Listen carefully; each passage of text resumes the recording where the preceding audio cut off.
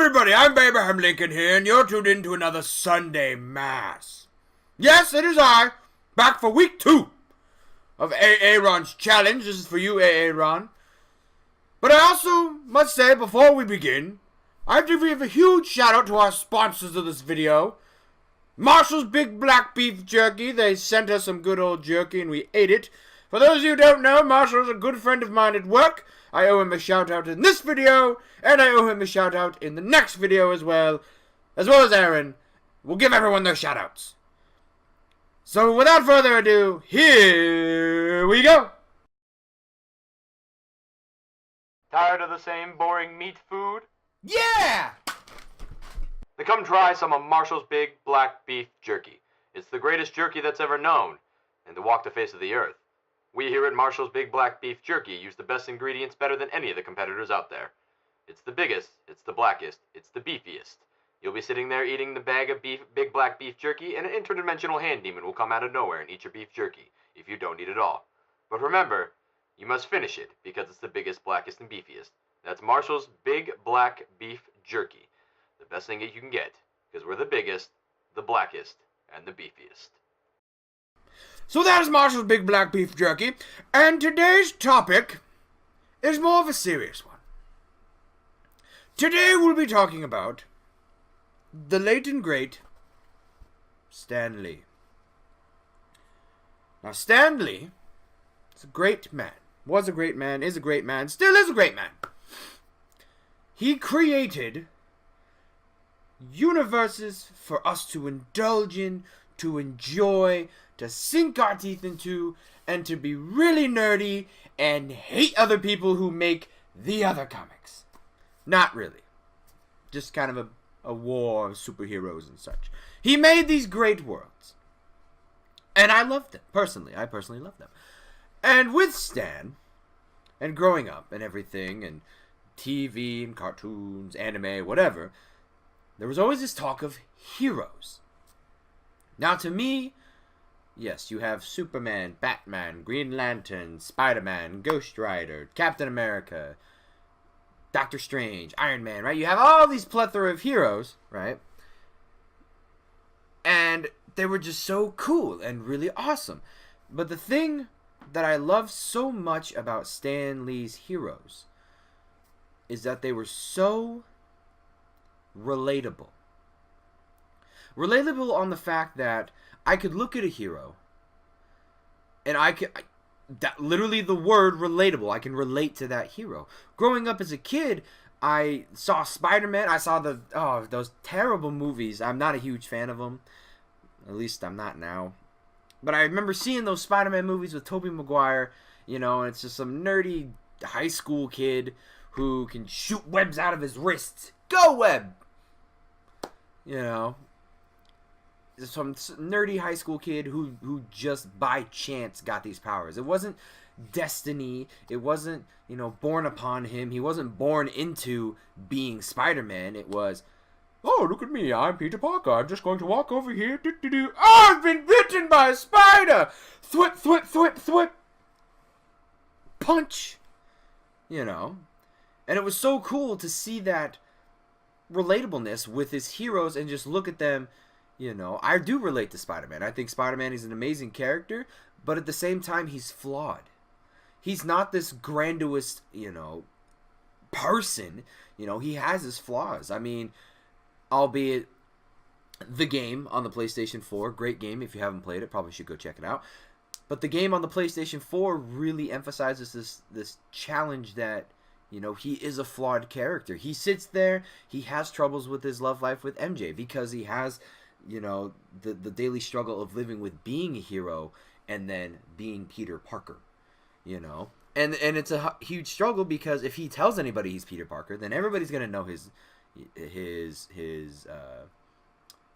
friends, his family, his loved ones, and so that puts the risk at them. And so the hero isn't perfect. The hero themselves, they are a flawed human creature who deal with real life things. Spider-Man goes through the anger that we watched through the Tobey Maguire movies. His, Uncle Ben dies and essentially creates this rolling rock effect down the hill that creates Spider-Man, but he goes through the rage and the anger, and he's like,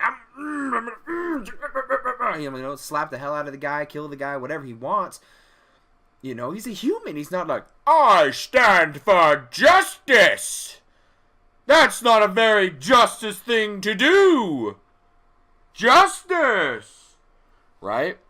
Like, yes, they try their best, and they often, sometimes they fail, and they learn, and they deal with that failure, and it shows. Even the next series of movies we had with Andrew Garfield, where, he's like, I'm gonna save Gwen, and then BAM! It's just dead. You're like, oh, oh, oh, oh my, and Gwen Stacy's sitting there like, looking like a yo-yo. And you just get to see this human interaction and human development within these heroes, and that's just Spider-Man. This isn't even looking at some of the other Marvel heroes. Granted, a lot of my examples are going to come from the movies. I'm not a super huge comic buff, but at least that's where a lot of my things come from. Look at Doctor Strange. Doctor Strange, this man who had it all. He's a surgeon. He's great. He's a good-looking dude. He's better than Cumberbatch, right? And then crashes his car, and he's like, my hands! What have you done to my hands, life? And then his hands are all, looking like the guy out of a scary movie. And he has to learn to deal with that. And then through magical mumbo jumbo and knowing cool ass spells, Doctor Strange. Look at the Punisher. Punisher is kind of not necessarily a hero, but he's somebody that, again, you can relate to. This dude, has a great family, has a great life, wife, kids. And then the Russian mob, of course, we are evil people. We don't like you, Mr. Frank Castle. Bruh, bruh, bruh, bruh, bruh. Right? And then mow them all down. Again, this is all the movie. At least I think they were Russian. I can't remember. John Travolta's in it, and he's a bad guy. But, you see how this character interacts and reacts to, oh, my family's dead. Wow, my family is dead. Wow, okay, we gonna play this game, all right, and you see this man just essentially devolve, this nice, caring, loving man, with military experience. You see him kind of devolve into just like, I'm gonna straight up just murder everybody. That's my life now. Right, and they were so relatable, and they were so amazing to just really watch and learn and grow and see all these characters and everything like that. And that was just the reason why I love Stan Lee and his universe so much, is because he created very relatable characters. And also, too, is just looking at these characters with the relatableness, is that I'm somebody who's quick-witted, but I'm also very, I would say, derpy and goofy and quirky. Abraham Lincoln, right? Like, there's nobody in their right mind goes around and talks about like their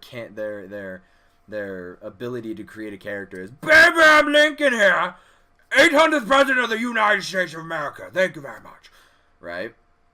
But just like looking at how quick-witted Spider-Man was, how goofy and just really off the wall Deadpool was, looking at the snarky sarcasm of Iron Man.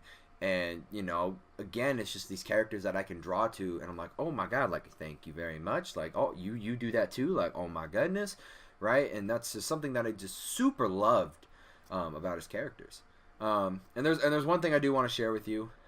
It is actually a quote from Stan. At least this is from Reader's Digest, so, if they're wrong, then blame them, not me. And so, one of Stan Lee's quotes on what makes a real superhero, he goes, a definition of a hero is someone who is concerned about other people's well-being and will go out of his or her way to help them, even if there's no chance of a reward. That person who helps others simply because it should or must be done, and because it is the right thing to do, is indeed without a doubt, a real superhero. And that just really resonates with me, because as I make these videos, as I do these stupid and goofy things on the camera, with my editing and, all the craziness that goes on, I don't do this, like, yes, it'd be kind of cool to be like, one of those big YouTube stars one day. It'd be cool, right? It'd be cool. But, at the end of each video, I always say, I hope you laughed, I hope you smiled, because I know how far a smile and a laugh will go. I know how far that, just one, if you're having a really, really poopy day, you know, and that when you get that one smile or that one laugh, like, then you're like, oh, okay, you know, I know how far that goes. And so that's why I do these things. That's why I make these videos. Also, and Aaron said that I couldn't, so you. But that's why you know, that's why I, you know, I have my Elmo voices, you know. I mean, some people think it's really weird. I mean, I'm gonna raise my hand on that one. I think it's weird too. But you know, with Elmo, you know, it's a character that I can voice. It's a character I can give, and people will laugh and be like, what is this bearded midget doing? What is he doing? He's sitting over there with Elmo. Elmo, yeah! Right? Like, it's something that I can voice. It's something I can give an appreciation to. Right? And you can look at it and you can be like, that's still kind of weird, but I'm going to laugh at it. Ha ha! Right? But it's something that just kind of distracts you from your day. And that's just really, that resonates with what Stan Lee is saying. That I'm not doing this, you know, to get a reward. I'm not, you know, I'm not like, yes, I'm Abraham Lincoln for the 7th day in a row. I deserve $250. No, that's not at all why I do this. That's not at all why I have Elmo or any of my other voices. You know, I do this to make you laugh. I do this to make you smile. I do this to make you have an escape from kind of the poopiness and mundaneness of the real world. You know, I sit over here and I talk to Elmo and I go, Elmo, give me a high five. Yeah! Right? Like, there's no rhyme or reason. I don't have to talk with Elmo. I don't have to sit here and, you know, look at my mic and look at my phone and look at the camera and look at you guys. You know, I don't have to do that. I just do it to do it.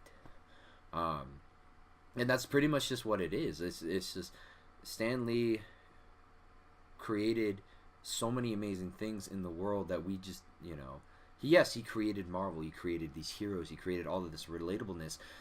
You know, and it gave all of us an opportunity, not just me, you know, it gave anybody out there an opportunity to become a hero. And so for that, Stan, Excelsior. Thank you so much for watching, guys. I know today was kind of a you know, half and half video. Yeah, there were some laughs. Yes, there was a lot of seriousness. There's kind of a train of thought in there, I'd like to say. But you know, I really wanted to talk about this and what Stan had done for me personally. I never met him, but just the universes he created, the characters he created, and what he really did as an impact just on me. And I'm sure he's impacted you guys as well. So, thought I'd give that to him. At least it's a bit I can do. Anyway, guys, I hope you laughed, and I hope you smile. And we'll see you in the next one, guys. Later.